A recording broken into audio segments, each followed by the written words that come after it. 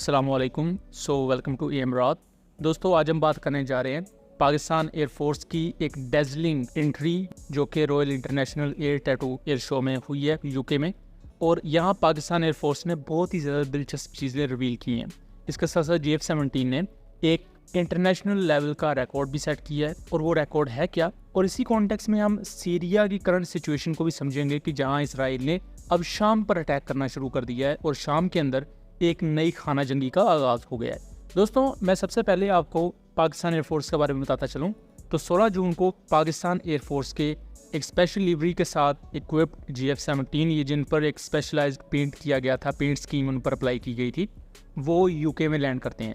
और ये GF-17 भेजे जा रहे हैं royal international air tattoo air show के लिए, जो कि दुनिया के one of the most exclusive air shows में से आता है। GF-17 एयरक्राफ्ट के साथ साथ पाकिस्तान एयरफोर्स के C-130 ट्रांसपोर्ट एयरक्राफ्ट भी इस एयर शो में हिस्सा ले रहे हैं। और यहाँ C-130 को भी स्पेशल लिवरी दी गई है। यहाँ आपको PFX, J-10C, GF-17 और F-16 नज़र आएंगे। और इसके साथ साथ पाकिस्तान के ground based electronic warfare systems और एयर डिफेंस सिस्टम्स, जिन्होंने इंडिया के ड्रोन अटैक्स और मिसाइल अटैक्स को रोकने में बहुत ही ज़्यादा कलीदी किरदार अदा किया। इसके साथ साथ GF-17 एयरक्राफ्ट ने जो यहाँ फासला तय किया है वो 6000 किलोमीटर से ज़्यादा है। और इसके लिए air to air refuelling tanker के through air to air refuelling की गई है। पाकिस्तान एयरफोर्स ने इसकी वीडियो भी रिलीज़ कर दी है। इससे पहले एनातोलियन ईगल एक्सरसाइजेज के लिए जो पाकिस्तान तुर्की में फाइटर जेट्स भेजता रहा है, वो एयर टू एयर रिफ्यूलिंग करते रहे हैं, जो कि 5500 किलोमीटर से ज़्यादा का डिस्टेंस बनता है। लेकिन यूके के लिए 6000 किलोमीटर से ज़्यादा के डिस्टेंस पर प्रवास भरना, ये GF-17 के लिए एक रिकॉर्ड फेरी रेंज है एयर टू एयर रिफ्यूलिंग के साथ, जो अपने आप में बहुत ही ज़्यादा एक्सेप्शनल है। यहाँ जो ब्लॉक 3 एयरक्राफ्ट का यूनिट भेजा गया है, इसका टेल नंबर है 23-323। ये GF-17 ब्लॉक 3 सीरीज़ का तीसरा एयरक्राफ्ट है। और र्यूमर्स ये हैं कि पाकिस्तान एयरफोर्स ने जो 2 GF-17 यहाँ भेजे हैं, ये वो GF-17 हैं जिन्हें इंडिया के खिलाफ मुख्तलिफ ऑपरेशंस में यूज़ किया गया। अनकन्फर्म्ड सोर्सेज के मुताबिक जो यहाँ 23rd GF-17 भेजा गया है, वो GF-17 भुज एयर बेस पर जो S-400 को स्ट्राइक किया गया था, उस मिशन का हिस्सा था। और इसीलिए इसे स्पेशल लिवरी दी गई है और इसे भेजा गया है यूके में। और इस वक्त रिपोर्ट्स ये भी मर्ज हो रही हैं कि मल्टीपल कंट्रीज ऐसी हैं, आज़रबाईजान और इराक के अलावा, जो अब इस एयरक्राफ्ट को खरीदने में दिलचस्पी का इजहार कर रही हैं। पाकिस्तान एयरफोर्स ने जो यहाँ सबसे अच्छी चीज़ की है, वो अपनी PR गेम को बेहतर किया है। इनकी एयर टू एयर फोटोग्राफी भी हुई है, जिसकी पिक्चर्स बहुत जल्द पाकिस्तान एयरफोर्स रिलीज़ करेगी। इसके साथ साथ थंडर को एक स्पेशल पेंट स्कीम दी गई है, जिसकी वजह से इसकी खूबसूरती में बहुत ज़्यादा इजाफा हुआ है। और इंटरनेशनल PR की डोमेन में एक बैटल टेस्टेड एयरक्राफ्ट को पिच किया जा रहा है, जो ना सिर्फ अफोर्डेबल है, बल्कि रिसेंटली उसने दुनिया के one of the best air defence systems में से एक एयर डिफेंस सिस्टम को डिस्ट्रॉय किया है। पाकिस्तान एयरफोर्स ने आदमपुर एयरबेस पर स्ट्राइक करने के लिए अपने ब्लॉक 2 को यूज़ किया, जबकि भुज पर ब्लॉक 3 एयरक्राफ्ट इस्तेमाल किए गए थे। अब इसके साथ साथ हम ज़रा सीरिया की सिचुएशन पर आ जाएं। दोस्तों, रिसेंटली हमने ये देखा कि बशारुल असद की गवर्नमेंट का तख्ता उल्ट दिया गया सीरिया में, और वहाँ गवर्नमेंट आती है अहमद अल सहारा की, जिन्हें अल जोलानी के नाम से भी जाना जाता है।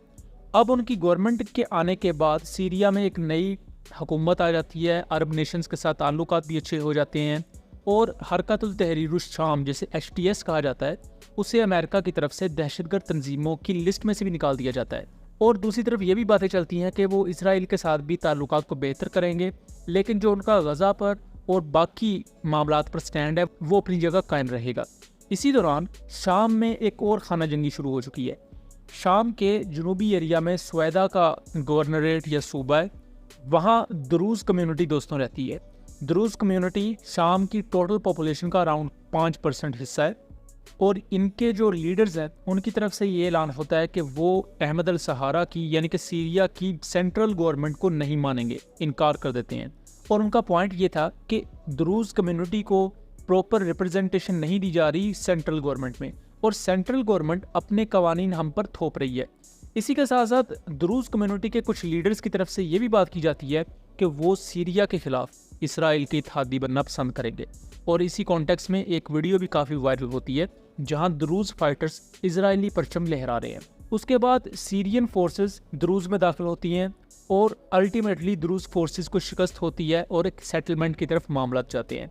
अभी ये मामला ख़त्म ही हुए थे के 16 जुलाई को इजरायली एयरफोर्स दमेस्कस में यानी कि दमिश्क में एयर स्ट्राइक्स कंडक्ट करती हैं, जिनकी वीडियोस भी बहुत ज़्यादा वायरल हो रही हैं, आपने सोशल मीडिया पर देखी होंगी। इन वीडियोस में मिनिस्ट्री ऑफ डिफेंस का ऑफिस, इसके साथ साथ जो सीरियन आर्मी का GHQ है यानी कि जनरल हेडक्वार्टर्स, वो भी इजराइल ने हिट किया है और वहाँ बहुत ही ज़्यादा मैसिव डैमेज रिपोर्ट हुआ है।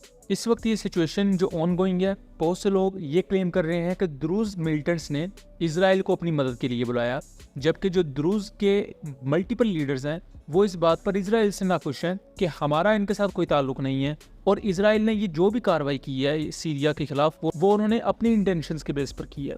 लेकिन दोस्तों, यहाँ जो सबसे बड़ा लेसन है हर मुल्क के लिए वो ये है कि एयर सुपीरियोरिटी और एयर डिफेंस। अगर आप कमज़ोर हैं, आपके मुल्क की एयरफोर्स नहीं है और आपके मुल्क के पास एयर डिफेंस सिस्टम नहीं है, तो आप अपने दुश्मन के निशाने पर हैं, और जब आपके दुश्मन का दिल करेगा वो आप पर अटैक्स करेगा और आपको क्रिपल करेगा।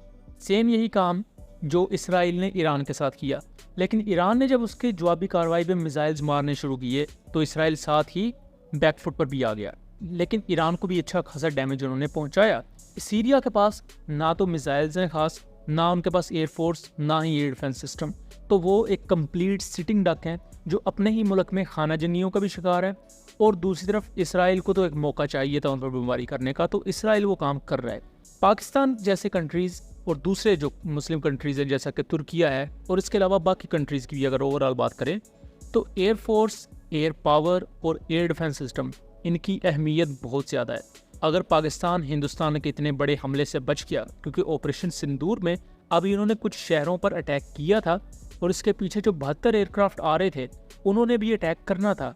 अगर पाकिस्तान एयरफोर्स ने उस रात इंडिया के 7 एयरक्राफ्ट शॉट डाउन ना किए होते तो वो 72 एयरक्राफ्ट ने जो अपना पेलोड पाकिस्तान पर गिराना था, उसके बाद क्या होता वो मुझे बताने की ज़रूरत नहीं है।